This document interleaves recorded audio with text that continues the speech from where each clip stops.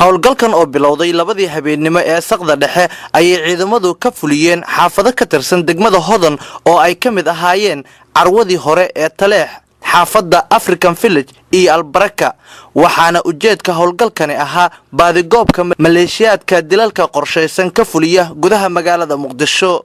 xaafadaha howlgaladan ciidamadu ka fuliyeen ayaa waxaa laga baadigoobayay gacan ku dhiglayaashii dhaawacyada u geystay wariye Farxaan Suleymaan Maasgaro oo kamid ah sawir qaadayaasha SNTV iyo Radio Muqdisho iyo mas'uul kale oo ka tirsan hay'adda socdaalka iyo jinsiyadaha oo shalay galinkii dambe dhaawac loogu geystay gudaha degmada Howlwadaag intii uu socday howlgalkan ayay ciidamadu waxay mid u baarayeen guryaha xaafadahan ayadoo howlgalkan lagu soo qabtay nin la tuhmayo inuu ka tirsan yahay dhagar qabayaashii shalay dhaawac u geystay mas'uulkii ka tirsanaa hay'adda socdaalka iyo jinsiyadaha sida uu warbaahinta u sheegay afhayeenka wasaaradda amniga gudaha Maxamed Yuusuf Cusmaan howlgallo qorsheysan oo ciidamada wadajirka ah ay dhayaantanba ka wadeen guud ahaan magaalada Muqdisho iyo gobolada dalkaba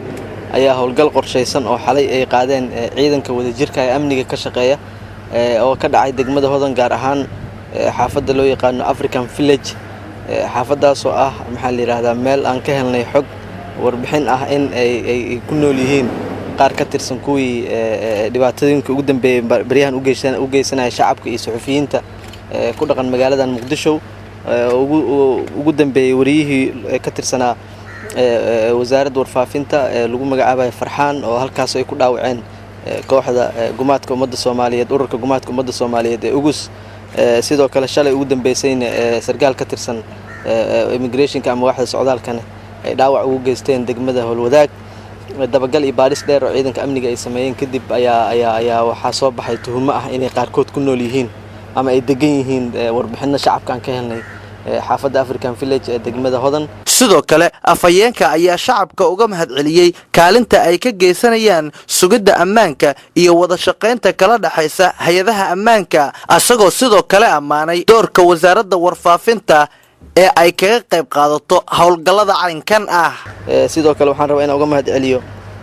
wasaaradda warfaafinta gaar ahaan Radio Muqdisho iyo SNTV oo runtii ummadda Soomaaliyeed u soo bandhiga howlgal kasta iyo waxyaabaha positive ah oo ciidamadu ay wadaan iyo dawladdu gaar ahaan ay wado inay u soo bandhigto shacabkeeda ayadana uga mahadcelinayna suxufiyiinta madaaliyaasha ah ee ciidanka safka hore mar walba kala socda howlgallada la socda ayagana waxaan leenahay waa mahadsantihiin sidoo kale howlgalladan waxay qayb ka yihiin talaalka ka hortagga ururka gumaadka ummadda Soomaaliyeed ee ugus oo ka socday magaalada Muqdisho iyo gobolada dalkaba meel kasta oo lagu soo sheego ugusna ciidanka amniga waxay diyaar u yihiin inay ka hortagaan fiiriyo usbuucii la soo dhaafay kaliya meeqa wax oo ay ugus oo dhibaato ah oo shacabkan ay la damacsanado laga hortagay haday aan lahayd baco ay qashin miinooyin ku soo rideen waxyaabaha qarxay rabeen inay ummadda ku laayaan oo ciidanka amniga ay ka hortageen haday ahaan lahayd kuwa dil geystay oo ayagoo gacmahoodii dhiigga kula jira ciidanka amnigu ay soo qabteen haday ahaan lahayd kan u dambeeyay hadda oo shalay in ka yar 24 saac dhaawac ugu geystay mid kamid ah maxaa la yiraahdaa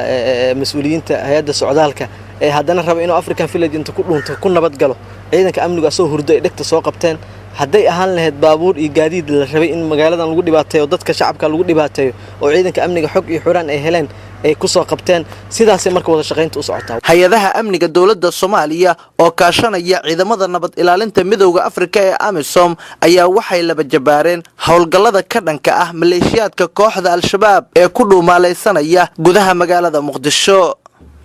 sugaal macallin Maxamuud telefishinka qaranka Soomaaliya magaalada Muqdisho.